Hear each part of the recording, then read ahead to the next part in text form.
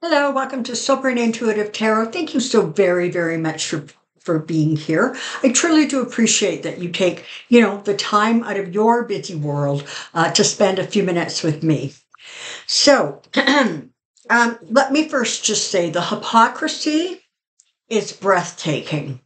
And the fact that it's breathtaking and doesn't get a reaction, is a really clear indicator of how far kind of down the people of the Republican Party have stooped in their ongoing quest for seeking power, having power, retaining power.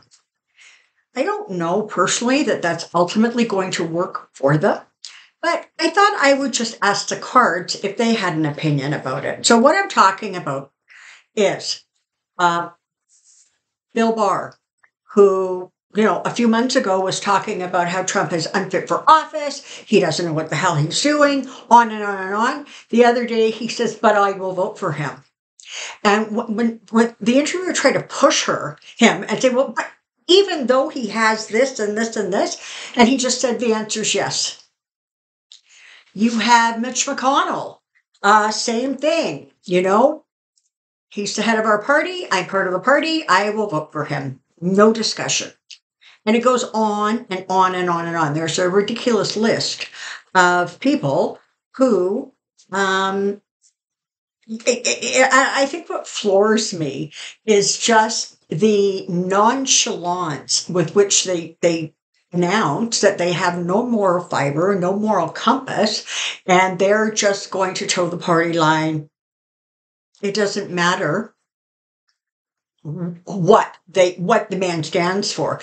And more and more information is coming out. Apparently the Times just did a really amazing article about all the things that Trump has promised he will do once he returns to office, and they're terrifying. But yet these people are, no, if he's the nominee, he gets my vote. It's really sad. It's really sad.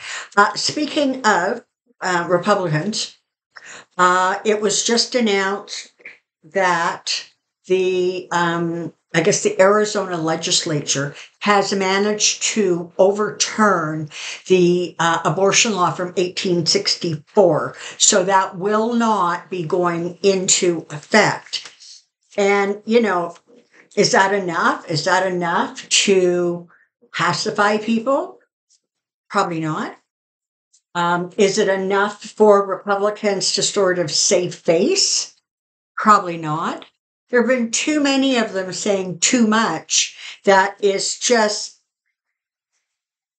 disgusting. It is just appalling.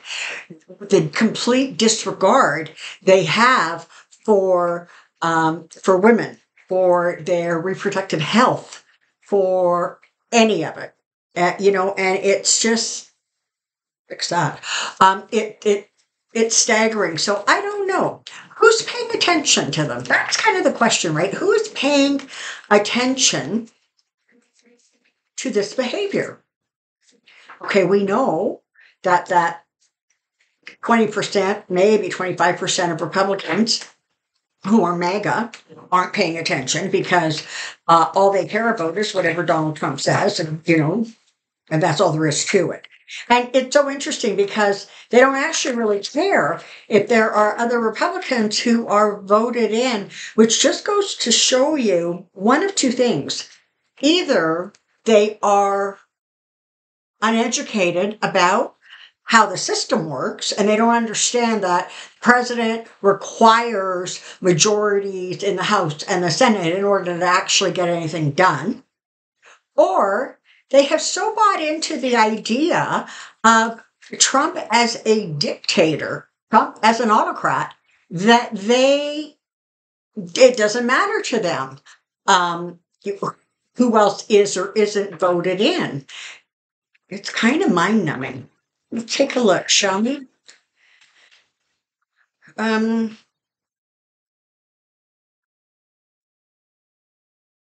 Results, Republican hypocrisy. Results, Republican hypocrisy. Results, Republican hypocrisy.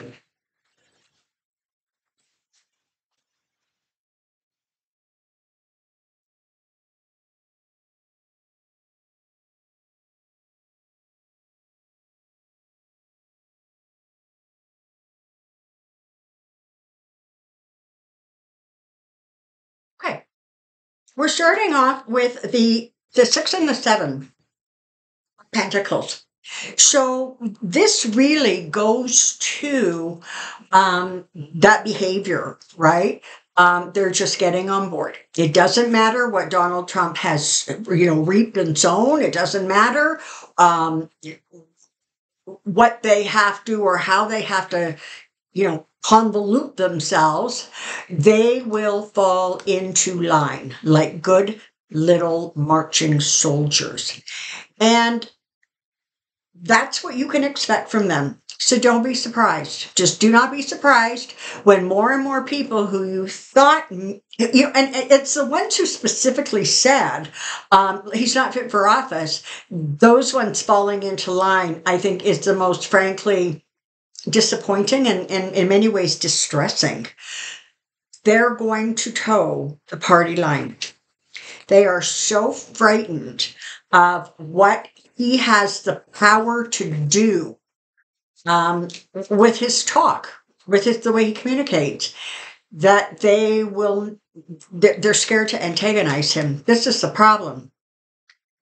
The problem is that this is a very heavy pail of water for them to carry, because not only are the indictments, not only, and this is the thing, he's already been found guilty of stuff, right? I mean, he's already been found guilty of sexual assault. He has already been found guilty of all of the business fraud that went on with the Trump Corp. It's not like he is completely innocent and nothing has been proven. It's becoming more and more difficult. And as of right now, all the energy indicates that he is going to be found guilty, or whatever that verdict is, in this current hush money trial. Because what he did, the way he manipulated the books,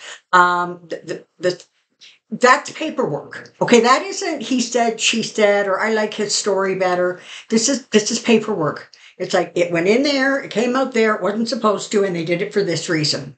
So the Republicans who continue to stand beside him are going to continue to have a very heavy sort of weight to try to carry. Because what's happening is more and more people, the Empress, more and more people are saying, there's too much. There's too much coming out. There's too much Trump. We're tired of the chaos. We're tired of kind of just the insanity that he seems to leave in his wake wherever he goes. People are getting really worn out. They want justice. They want things to settle down. They want them to maybe not go back to the way they were, because I think a lot of people have kind of woken up and went, wait a minute, they weren't great the way they were, and maybe we need to pay more attention. But they're definitely looking for his misdeeds to produce justice. And I have to say that energetically, what I'm hearing is the fact that that Florida trial is not going to go ahead before the election. He thinks that it's a good thing, but it's only a good thing to the MAGA Republicans who are going to vote for him even if he's dead, okay? But all the rest of them are going, why is he perpetually trying to delay this thing? These are really, really serious charges, and he doesn't seem to care. He doesn't seem to want to clear his name. In fact, nobody can even figure out if he thinks what he did was wrong. There's too much. There's too much. And that is going to build. It's going to build, and it's going to build, and it's going to build. Because you know why? The more we hear about Trump, the more we are reminded about the 2016 election. The more we are reminded about his 4 years in office, the more we remember, because we're reminded of, just drink bleach. Nobody needs masks.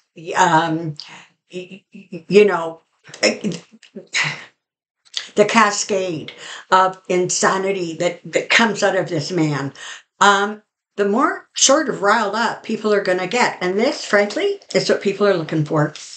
They want calm. They want balance. They are tired of the chaos.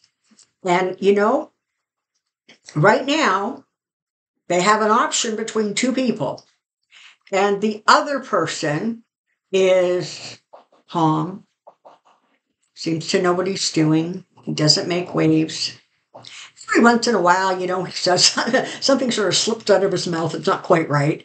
But by and large, you can trust him to not just create a hailstorm of chaos everywhere he goes. So even for people who aren't thrilled about Biden, he is viewed as the calm alternative. He is viewed as the solution. And this is the thing. There is not yet the amount of attention being paid on Biden's accomplishment. People are still not kind of focusing in, but they will. Watch out for month of May. Watch for June and July, summer. Watch out how his accomplishments are going to start being sort of in your face everywhere. Because as everybody is being reminded of what a horrible, not only choice, but just a horrible man Trump is, Biden and his accomplishments are going to look better and better and better. And ultimately, you have judgment. Who's making the judgment? The people. They're going to do it when they vote.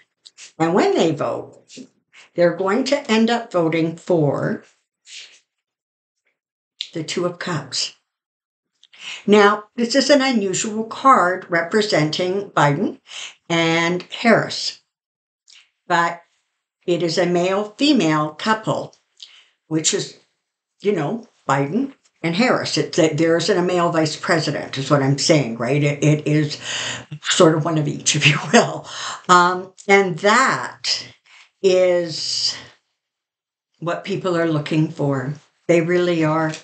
They want the secrets, the hypocrisy, the flat-out, bold-faced lies to stop. And they are going to do exactly what they need to do to bring it to an end and allow the country to not only start healing, but honestly, repairing. So where does that leave the Republicans, who don't seem to know anything other than walking in lockstep with their king?